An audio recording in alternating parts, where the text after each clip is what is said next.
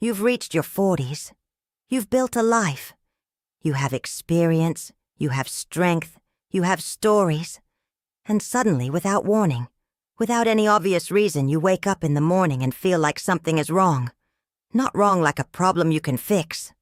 Wrong like a fog. Like a weight that nobody else seems to see. You look at yourself in the mirror and recognize the face, but you don't recognize what you're feeling. And the question you can't stop asking is, what is happening to me? I'm Dr. Mary Williams, a specialist in women's health and behavioral neuropsychiatry, and I want you to know something very important before you keep watching.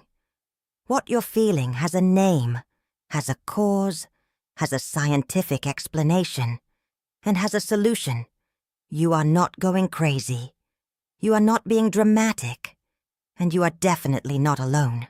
While what happens to women in their 40s is one of the most misunderstood, most underestimated, and most dangerously normalized phenomena in contemporary medicine. Women come into clinics every single day describing exactly the same thing.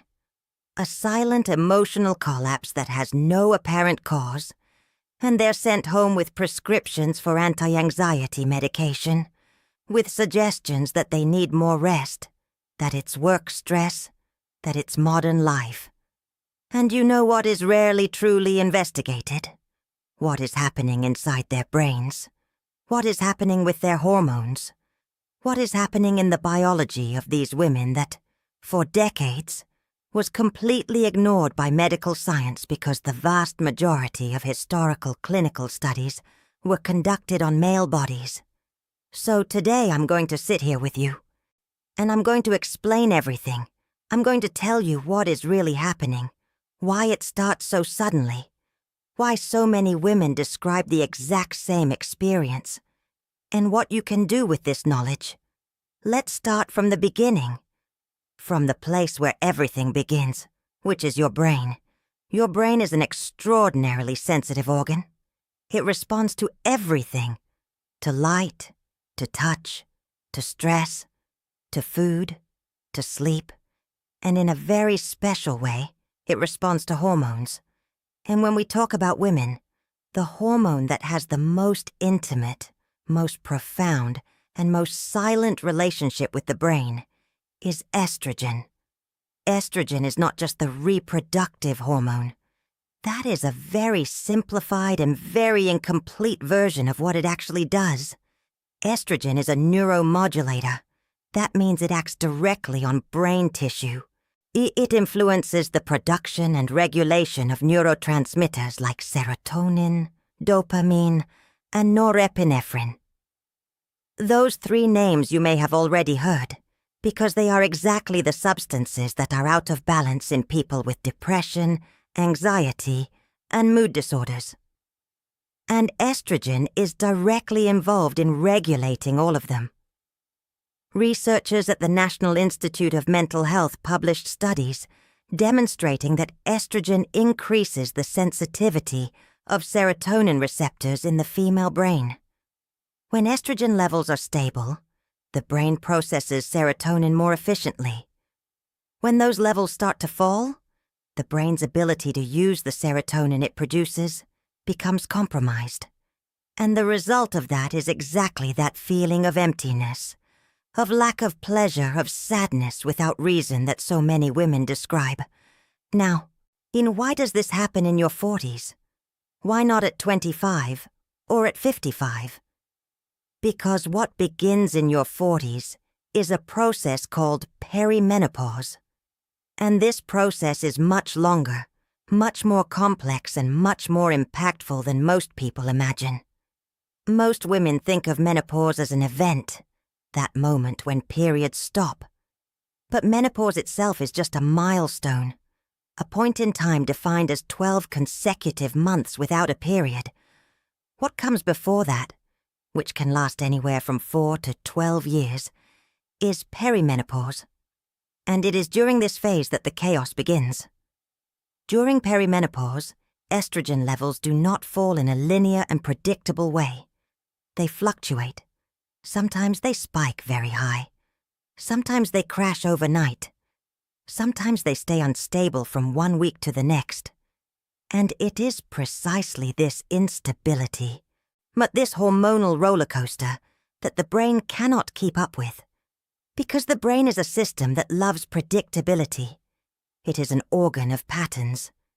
And when hormones start oscillating erratically, the impact on mood, on cognition, on emotional regulation is immediate and profound. A study published in the scientific journal Archives of General Psychiatry followed women over several years and found that the risk of developing a major depressive episode is 2 to 4 times higher during the transition to menopause than at any other point during reproductive life. 2 to 4 times higher. That is not a coincidence. That is biology. And what makes this even more complicated is that the symptoms of perimenopause are rarely presented in a clear way. Women don't come to the doctor saying, "Doctor, I am going through a hormonal transition, and I need help." They come in saying they're tired, that they can't sleep, that they're irritable over nothing, that they cry for no reason, that they no longer feel pleasure in things that used to make them happy, that their memory is failing, that they can't concentrate. And very often these women are treated for clinical depression, for generalized anxiety, for insomnia, without anyone ever investigating whether there is an underlying hormonal cause driving all of it. This is not an innocent mistake. It is a systemic failure, and it costs women enormously. Now I want you to understand something that is going to change the way you think about your own body. There is a structure in the brain called the amygdala. The amygdala is responsible for emotional processing, especially for processing threats, fear, and stressful situations. And estrogen has a direct regulatory effect on the amygdala. When estrogen levels are adequate, the amygdala functions in a balanced way. It processes fear proportionally.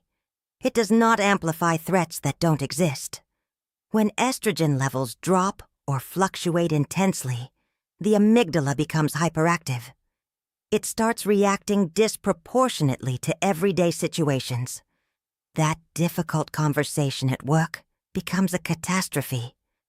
That small criticism becomes a judgment about your worth as a person. That silence from your partner becomes rejection, not because you've lost the ability to reason, but because the emotional hardware of your brain is receiving distorted signals. And there's more. There is another structure called the hippocampus, which is the center of memory and learning. The hippocampus is also extremely sensitive to estrogen. Research shows that estrogen promotes neuroplasticity in the hippocampus, meaning it facilitates the formation of new neural connections, protects existing neurons, and supports short-term memory. When levels fall, women experience what many call brain fog, difficulty remembering words, a feeling that thinking is slow, difficulty concentrating. And this, combined with a depressed mood, creates a devastating combination for self-esteem. Because when you're depressed and can't even think straight, you start to wonder if you're losing your mind. And that question, that self-doubt, deepens the depression even further. It is a cycle that feeds itself. But estrogen does not work alone. There is another hormone that needs to be part of this conversation, and it is frequently overlooked when we talk about women's health. I'm talking about progesterone. Progesterone has a natural anxiolytic effect. That means it acts on the central nervous system in a way similar to benzodiazepines, those medications used to treat anxiety. It binds to GABA receptors in the brain, the receptors responsible for the calming effect and the feeling of relaxation. When progesterone is at adequate levels, you handle stress better, you sleep better, you feel more grounded. And guess what happens first during perimenopause, even before estrogen starts oscillating intensely? progesterone starts to fall. Anovulatory cycles, those cycles in which the ovary does not release an egg, become more frequent starting around the mid to late 30s and into the 40s. And without ovulation, there is no progesterone production in the second phase of the cycle. The result is a state called relative estrogen dominance, where even if estrogen is not necessarily high, the ratio between estrogen and progesterone is out of balance because progesterone fell first. And what does a woman feel when progesterone drops? Increased anxiety, difficulty sleeping, especially that insomnia of waking up at 3 a.m. with a racing mind, irritability, a feeling of being on the edge, physical tension, and an emotional vulnerability that seems to come out of nowhere. Now imagine that combined with all the pressures a typical woman in her 40s is carrying. Children who are growing up and demanding more and more, parents who are aging and starting to need care, a career that demands constant performance, a relationship that needs attention, the social expectation that she handles everything with grace and without complaining, the cultural message that 40 is some kind of social expiration date, especially for women. All of this together, the biology and the context, creates the perfect environment for an emotional collapse that can appear, from the outside, completely inexplicable. And this is where I need to talk about something that is rarely discussed with the depth it deserves: the relationship between identity and depression at this stage of life. There is a concept in psychology called identity grief. It describes the process of loss that occurs when a central part of our identity changes or disappears. And for many women in their 40s, this grief is real, it is profound, and it is completely unacknowledged. Think about what changes in this decade. The body changes, and in a culture obsessed with physical youth, that is not neutral. Fertility diminishes or ends, and even if the woman doesn't want more children, the biological closure of that door has an emotional impact that goes beyond rational choice. Children grow up and need their mother less in ways that were previously central to her identity. Parents age, and the woman begins to see herself in the role of daughter, who provides care, a reversal of dynamic that is profoundly destabilizing, and in many cases at 40, a woman looks at the life she has built and asks herself, is this it? Did I get where I wanted? Who am I beyond the roles I play? These questions are not self-indulgence. They are not an existential crisis of privilege. They are legitimate human questions that arise at a moment when biology has already left the nervous system vulnerable. And the combination of the two, biology and psychology, is explosive. The psychologist Christiane Northrup, one of the leading voices in holistic women's health, describes the 40s as a second rite of passage, comparable to adolescence in intensity and confusion, but completely different in what it demands from the woman. In adolescence, hormonal development pushes the girl outward, into the world, into discovery. In her 40s, the hormonal process pushes the woman inward, toward a reconsideration of who she is, toward a call for authenticity that she may have postponed for decades of service to others. And this, which could be an extraordinary process of growth, very often turns into depression because the woman has no language for what is happening, no cultural support for navigating this transformation, and frequently no space in her own life to turn toward herself without feeling guilty. Let's talk about another dimension of this that is equally important: sleep. Sleep is the time when the brain does maintenance. It's when neurons eliminate metabolic waste, when memories are consolidated, when the immune system regulates itself, when stress hormones are balanced. When sleep is compromised, all of that is compromised. And sleep is one of the first systems to be affected by the hormonal fluctuation of perimenopause. Estrogen and progesterone are directly involved in the regulation of sleep. Progesterone, as I already mentioned, has a mild sedative effect. Estrogen regulates body temperature and is involved in the production of melatonin. When these two hormones start fluctuating, sleep becomes fragmented. Night hot flashes, which are one of the most well-known symptoms of perimenopause, are caused by estrogen fluctuations that affect the body's hypothalamic thermostat. And they don't have to be dramatic to destroy sleep.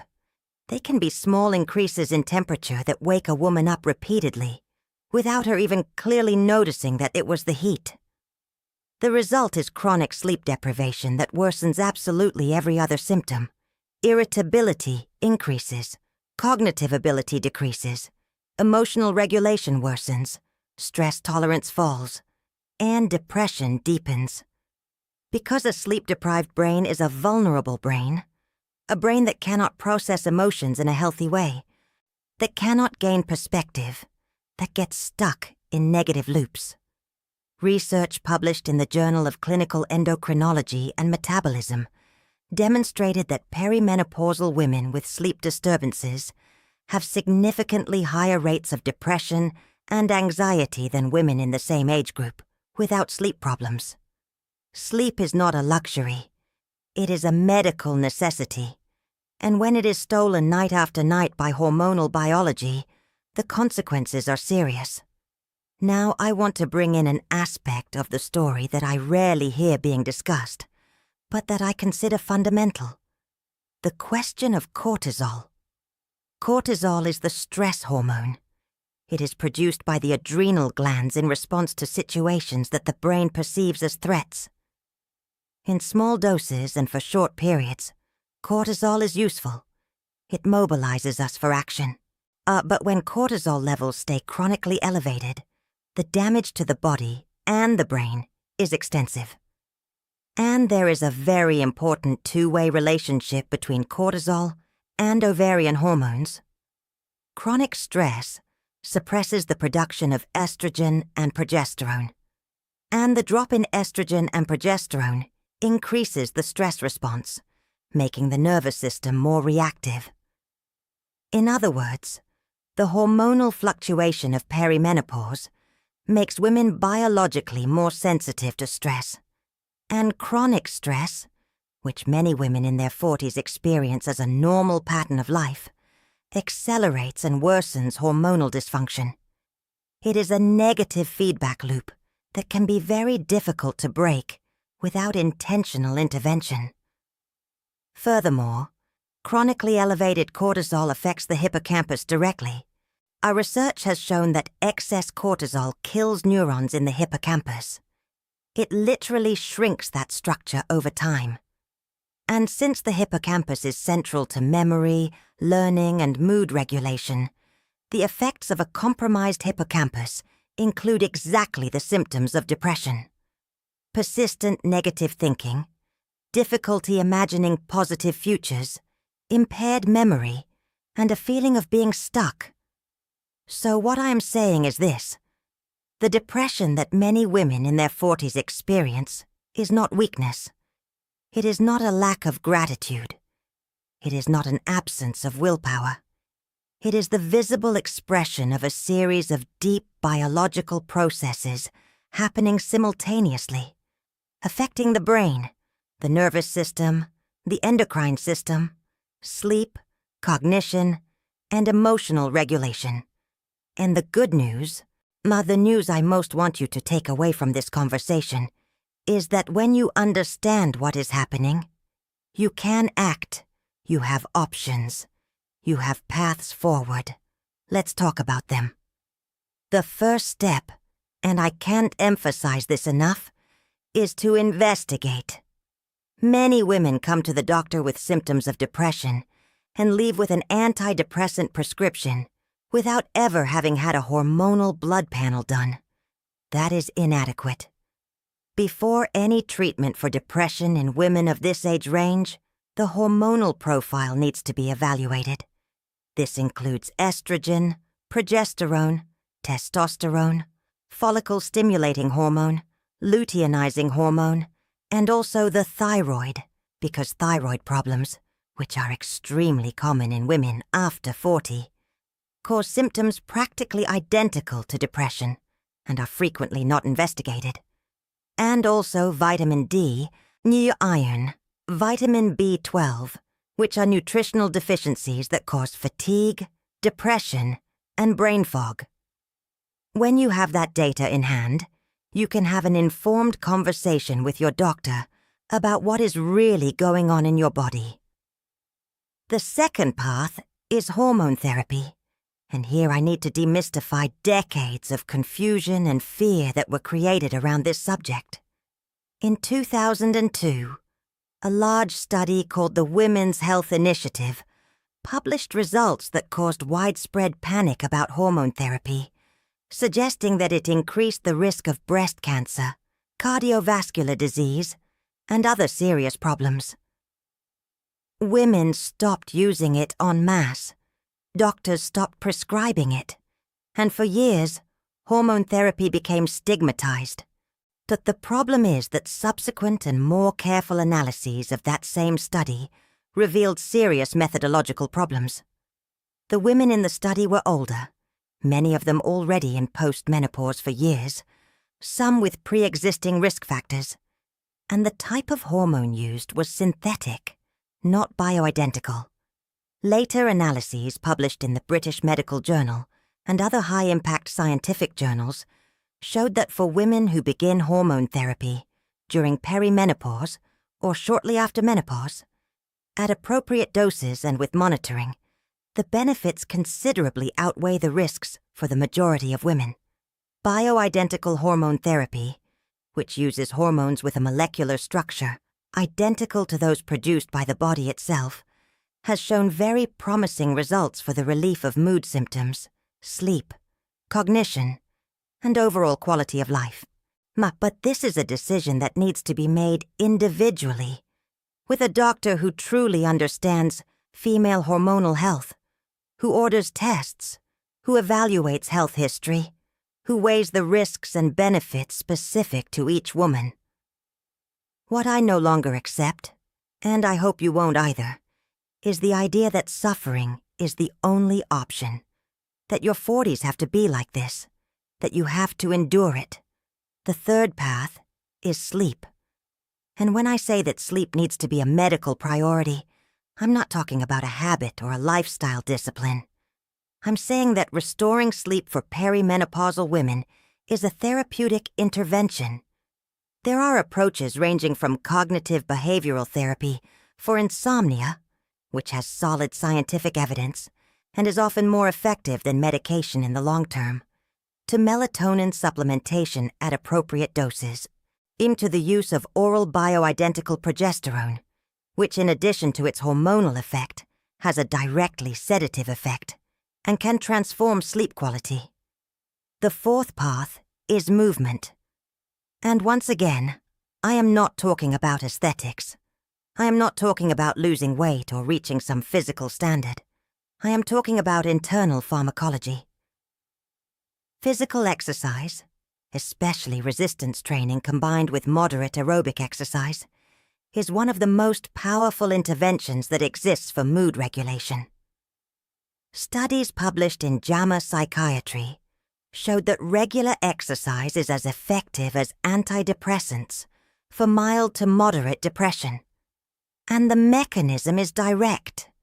Exercise stimulates the production of serotonin, dopamine, norepinephrine, endorphins, and BDNF, which is brain-derived neurotrophic factor, a protein that literally stimulates the growth of new neurons in the hippocampus. 30 minutes of aerobic exercise, 5 days a week, produces measurable changes in hippocampal volume. It produces measurable changes in the capacity for emotional regulation. It produces a measurable reduction in cortisol levels. This is not motivational talk. This is neurophysiology. For perimenopausal women, strength training is particularly important because it helps maintain muscle mass that naturally decreases with the drop in estrogen, improves insulin sensitivity, which is another thing that changes hormonally at this stage, and has direct effects on mood through the production of myokines, proteins secreted by muscle during contraction that have anti-inflammatory and neuroprotective effects. The fifth path is nutrition. And again, I am not talking about dieting. I am talking about how what you put in your body directly affects the chemical environment of your brain.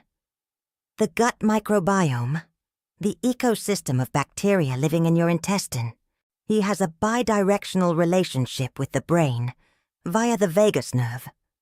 Research in intestinal neuroscience, a relatively new and extraordinarily promising field, shows that approximately 90% of the body's serotonin is produced in the gut, not in the brain, and the health of the gut microbiome directly affects the production and availability of serotonin.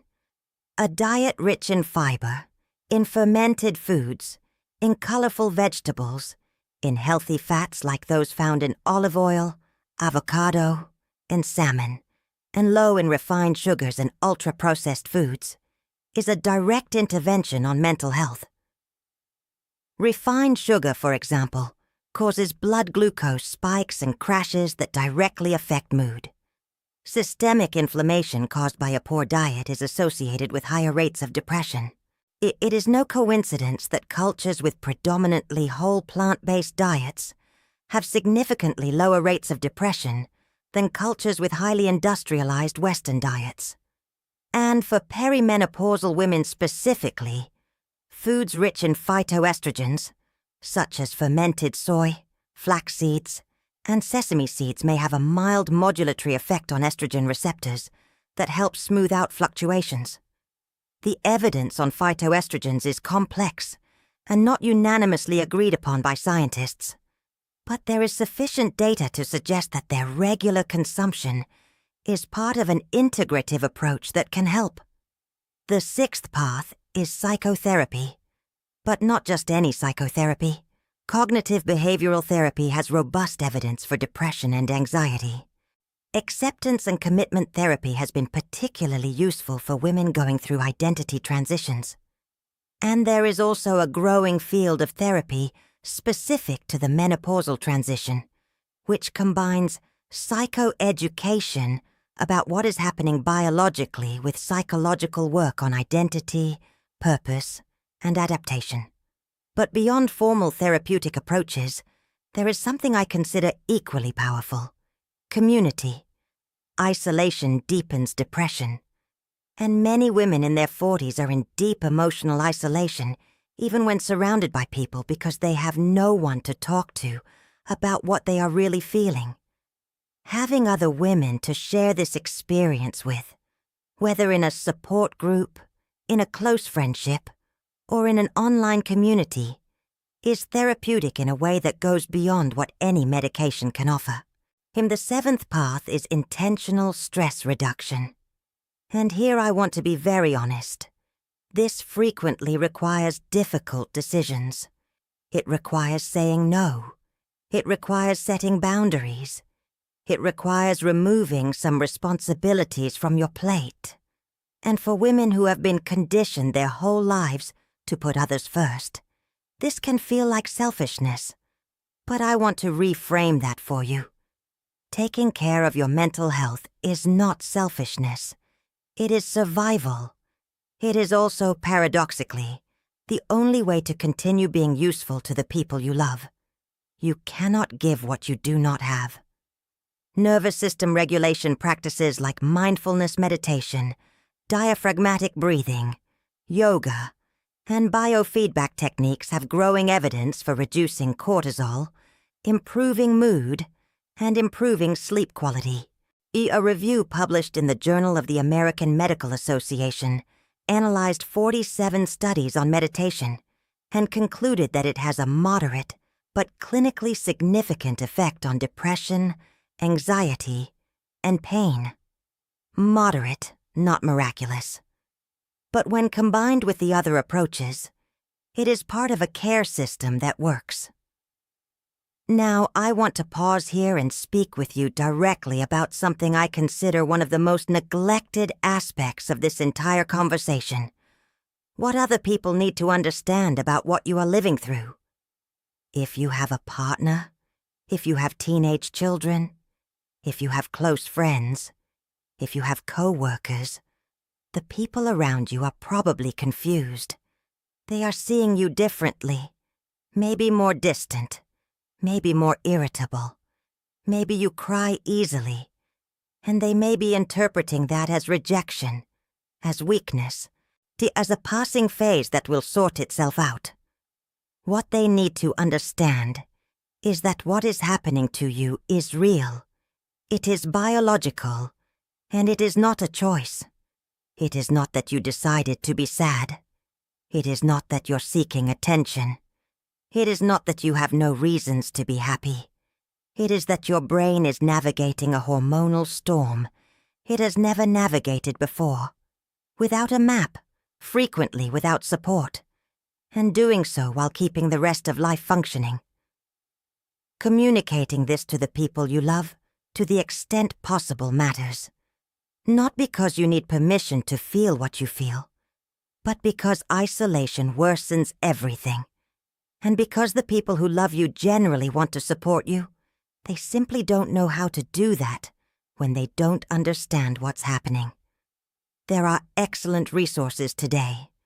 Books, podcasts, new online communities that help partners and family members understand perimenopause and hormone-related depression.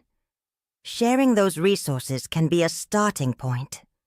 But I also want to say something specifically to you.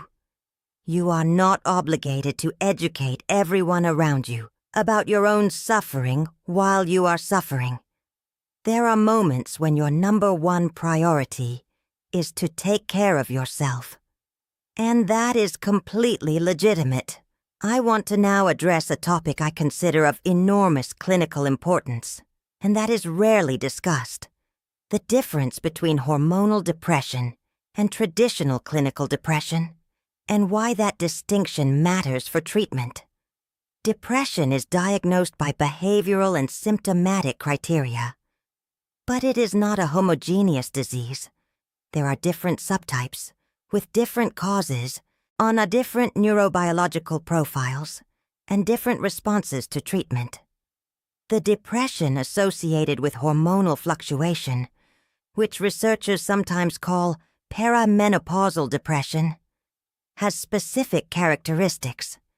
It tends to be more fluctuating than constant, following the patterns of hormonal swings. It is frequently accompanied by pronounced physical symptoms, such as hot flashes, sleep disturbances, and muscle aches. It responds less well to conventional antidepressants than to hormonal treatment, and it frequently improves significantly when hormone levels are stabilized, which suggests that the cause is primarily biological, not psychological. This does not mean that antidepressants are never useful in this context. For some women, and especially those who have a previous history of depression or who cannot or do not want to use hormone therapy, antidepressants can be an important tool. Specifically, selective serotonin reuptake inhibitors have shown efficacy for both depressive symptoms and the reduction of hot flashes in some studies. But the central point is this: treatment needs to be individualized, informed by hormonal data, by clinical history, and by the woman's preferences. And the woman needs to be an active participant in that decision, not a passive recipient of a prescription. Now, I want to tell you about something I call the paradox of the 40s.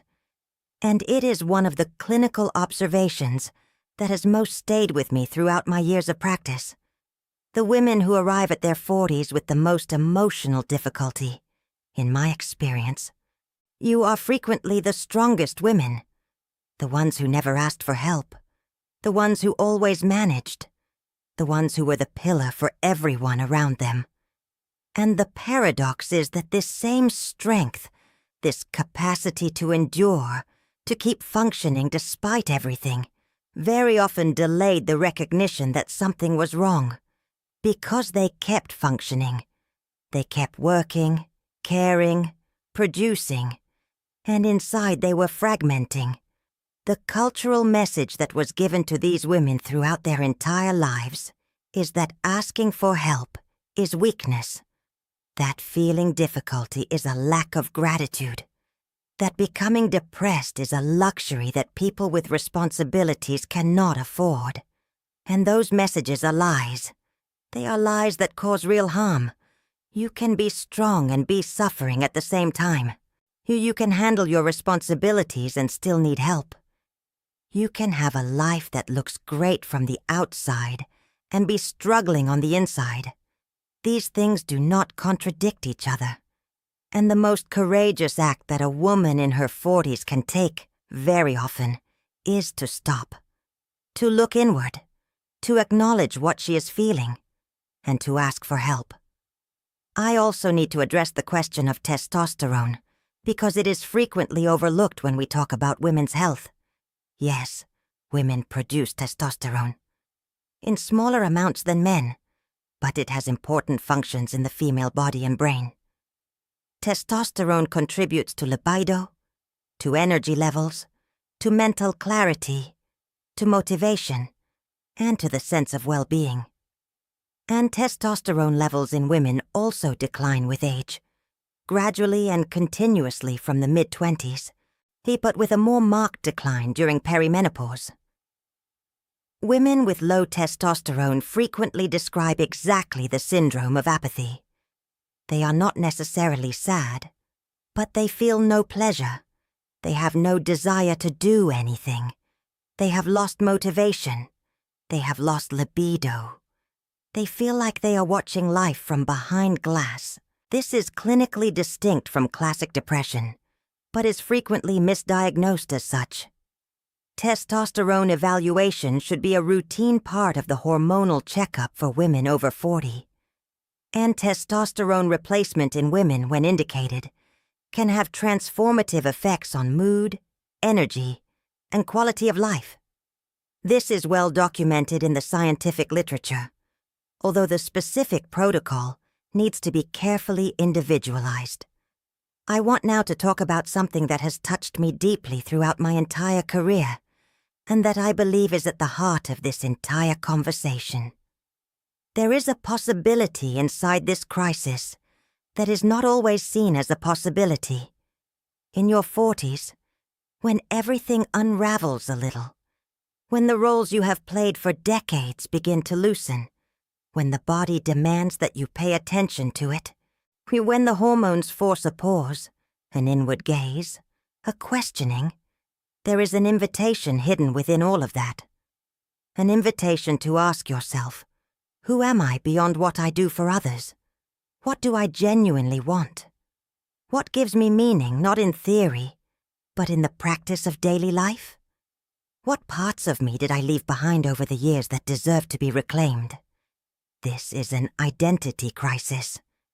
And identity crises, when navigated with support and awareness, produce growth. They produce the most authentic version of a person.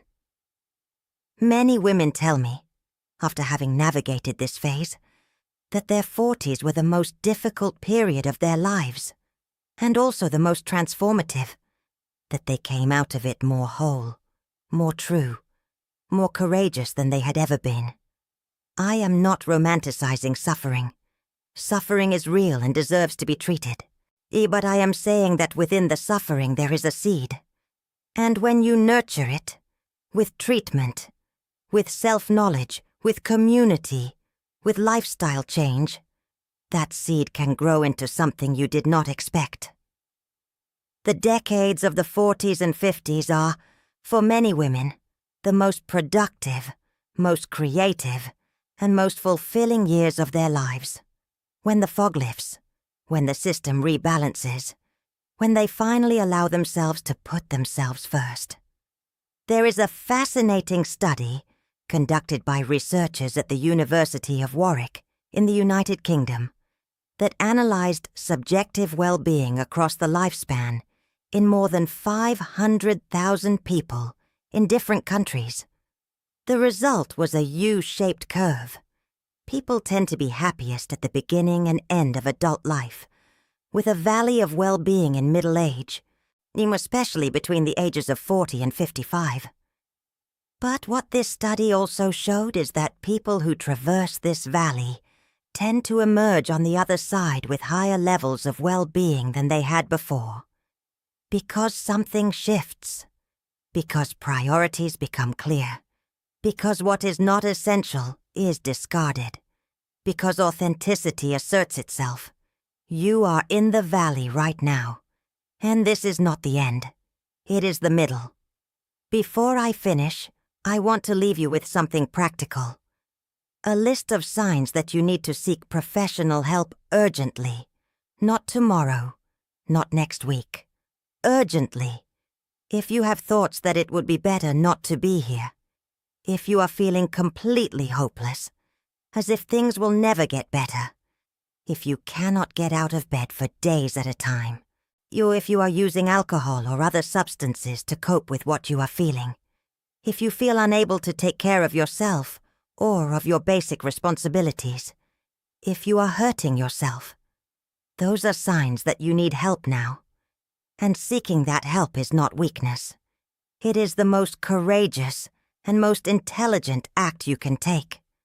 And even if your symptoms are less severe than those, but have persisted for more than 2 weeks, affecting your mood, your sleep, your ability to feel pleasure, or your ability to function, seek help.